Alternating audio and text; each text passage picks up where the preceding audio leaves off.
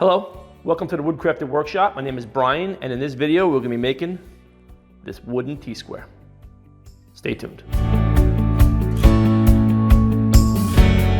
So the reason I made this T-square is from a suggestion. Well, it wasn't a suggestion, it was a comment I got from another channel.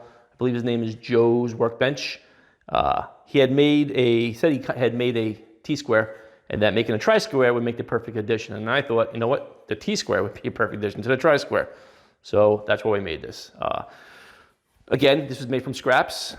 The head is made from butternut, which was left over from building this tool cabinet. And this piece of maple, which is rift sawn, is from the kitchen cabinets I made for my kitchen. And the reason why I saved this piece in my scrap pile is because it was rift. So basically the grain is the same all the way around, which is gonna be the most stable piece of wood you can get. So this shouldn't twist or bend or, well, it shouldn't. So time will tell. Again, this cost me nothing. I had a metal T-square in the shop. I laid it down once upon a time and stepped on it and bent it. So it's been out of commission, not being used. So this will make a good addition to the shop. It cost me nothing but time, and the time it took was a couple hours. So a real quick and easy project. So stick around and we'll show you how quick and easy it is to make it. So this is what we're gonna need to make this T-square. I went through my scrap pile and I found what I needed. Now, I save a lot of cutoffs, and this is a piece of hard rock maple that I use to make my kitchen cabinets with. And I saved this offcut because of the grain. And the grain on this is what they call a rift sawn grain, where no matter how you look at it, either the sides or the top surface or bottom surface, it's all a straight grain. This is the kind of wood you'd want for a table leg. You're gonna see exactly the same kind of grain all the way around. And this is probably your most stable piece of wood you're gonna find is your rift sawn piece. So we're gonna go with that for the actual blade.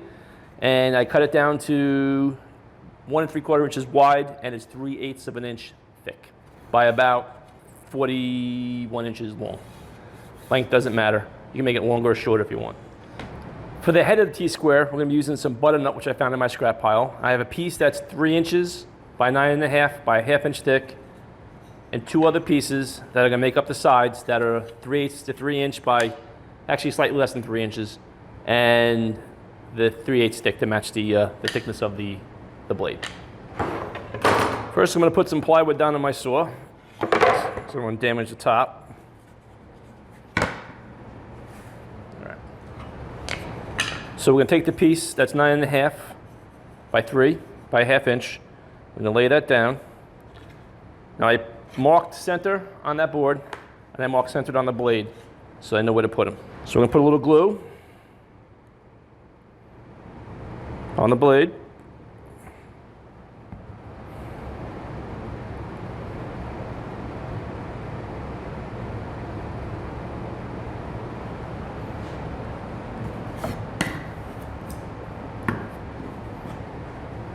All right, so what I'm gonna do is I'm gonna take a piece of the 3/8, I'm gonna lay it out here so the blade doesn't flop around on me. And I'm going to basically put those 2 pencil marks together.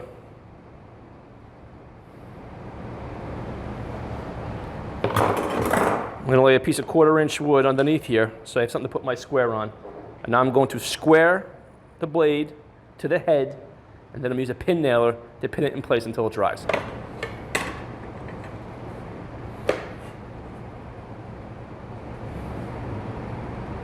Okay, so I'm just going to square the blade to the head. Put it where I want it.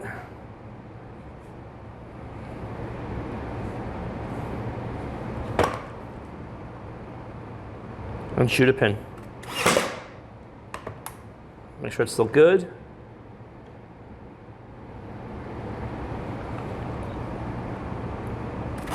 Another pin. And run around and check the other side to make sure it's square to the other side too.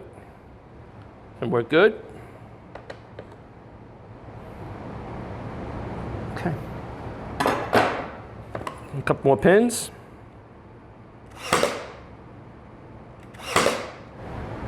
Now we're going to take our 3/8 pieces of the butternut and we're going to place them with glue to finish the head.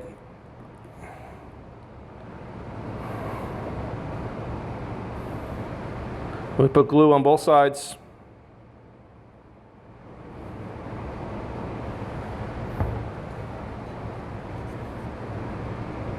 Gonna run it right up to the blade. Pull it back a little bit from top of the head. We'll pin it.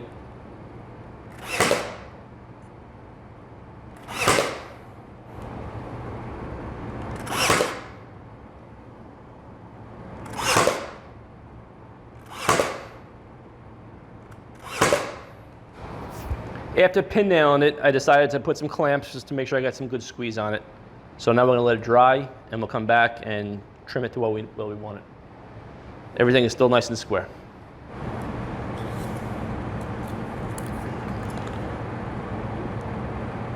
So we'll start it up 1 inch from there.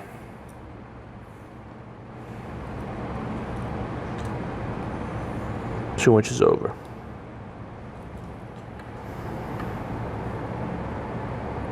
Inch up.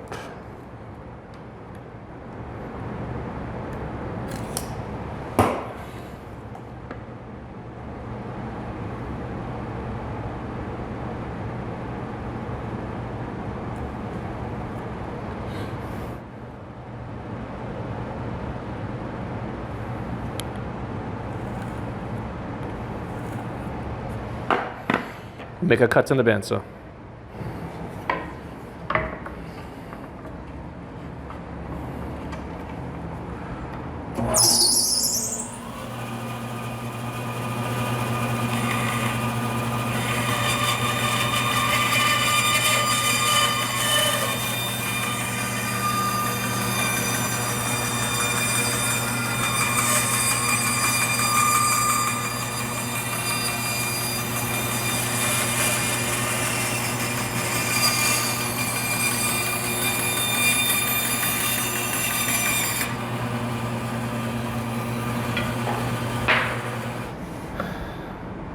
Now at the spindle sander, we'll sand to the lines.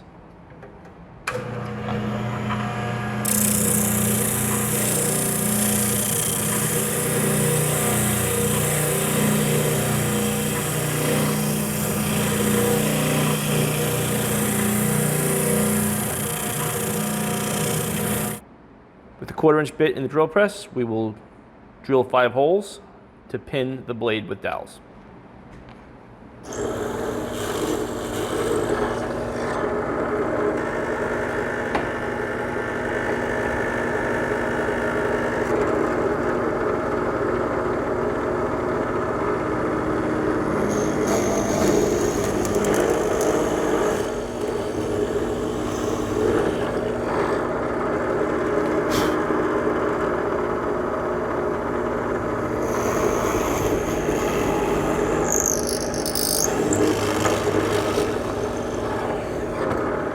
Here's our 5 dowels. We'll get some glue on them and hammer them home. At that point, we will flush cut them. Then we will sand this and get some finish on it and wrap up the project.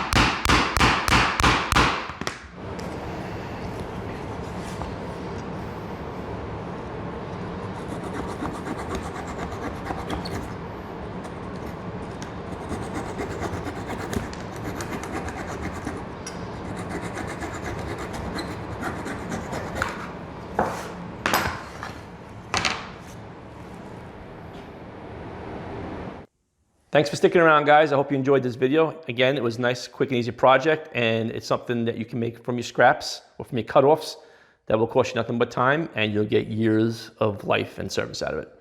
So see you guys on the next video, and thank you.